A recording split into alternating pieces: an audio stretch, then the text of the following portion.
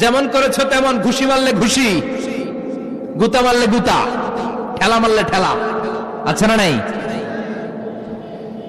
সাউদাকে যেমনি তুমি পায়েস মাখিয়ে দিয়েছ, সাউদাও পায়েসের বাটি থেকে কিছু পায়েস নিয়ে আয়েশার গালে মাখো। সুবহানাল্লাহ পড়েন। সাউদাও বিশ্বনবীর রায় অনুযায়ী বাটি থেকে পায়েসের ঝোল নিয়ে মা আয়েশার গালের মধ্যে মেখে দিলেন। মা আয়েশা কি আর করবেন, হেসে দিলেন। সাইয়েদাতুনা সাউদাও হাসলেন, বিশ্বনবীও হাসলেন। আরশের উপর থেকে খুশি হয়ে গেল কে?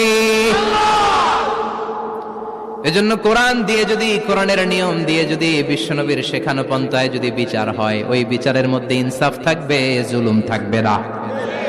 ওই বিচারের মধ্যে কোনো স্কাইপি কেলেঙ্কারি হবে না। আমাদের টেলিফোনের ফোনালাপ ফাঁস হয়ে যায়, স্কাইপি ফাঁস হয়ে যায়, অনেক ঝামেলা হয়ে যায়, আছে না নাই? এরপরেও জনগণের চোখ খোলে না।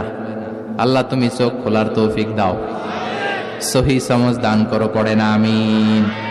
বিশ্বনবী ইনসাফ করতেন। বনু মাখজুমিয়া গোত্রের এক মহিলা চুরিতে ধরা পড়ল। কিসে ধরা পড়ল? কথা বলেন। চুরিতে। চুরি করলে নিয়ম কি? লাউ চুরি করলে, আম চুরি করলে, কলা চুরি করলে হাত কাটা যাবে না, এটা বড় চুরি। সুবহানাল্লাহ। ওমরে ফারুক বলেছেন, দুর্ভিক্ষের বছর কেউ যদি চুরি করে তার হাত কেটে দেয়া যাবে না, কারণ এটা অভাবের চুরি, এটা স্বভাবের চুরি না, ঠিক কিনা? ঘরে খাবার নাই, পেটে দানা পানি নাই, লাউ চুরি করছে, মুরগি চুরি করছে, এই চোরের হাত কেটে দিও না, কারণ সে ক্ষুধার্ত। পেটে খাবার আছে, গায়ে জামা আছে, সমাজে সম্মান আছে, তারপরে পুরো দেশটা খেয়ে ফেলতে চায়, এরকম ডাকাত আছে না নাই? দেশের টাকা পাচার করে, ব্ল্যাক মানি করে, এরকম ডাকাত আছে না নাই? ঘুষ খেতে খেতে পেটটা এরকম হাতির মতো মোটা করেছে, এরকম ডাকাত আছে না নাই? দেশের সবকিছু লুণ্ঠন করে, এরকম আছে না নাই? এই ডাকাতদের হাত কাটার মধ্য দিয়ে হাত কাটার প্রোগ্রাম শুরু করতে হবে। এরকম একটা ডাকাতের হাত কেটে যদি দেশের গভর্নমেন্ট বাইতুল মোকাররমে জুমার নামাজের সামনে লাইভ সম্প্রচার করে, সারা বাংলাদেশের 18 কোটি মানুষ যদি দেখে, আর কেউ চুরি করবে?